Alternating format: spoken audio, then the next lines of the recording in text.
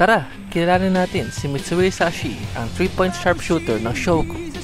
Hinirang siyang MVP or Most Valuable Player matapos pamunuan ang Takeishi Junior High sa kampyonato.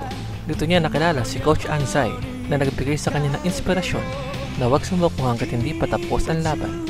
Dahil dito, pinili niya sumali sa Shokuhai at tinanggihan ang mga prehisteryosong koponan tulad ng Ryonan at Kainan.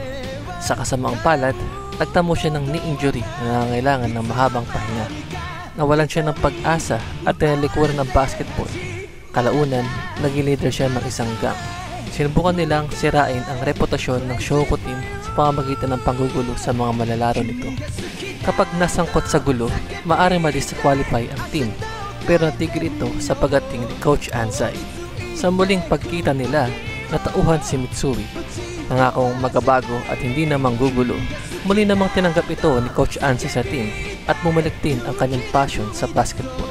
Si Mitsui ang patunay na hindi pa huli sa pangalawang pagkakataon.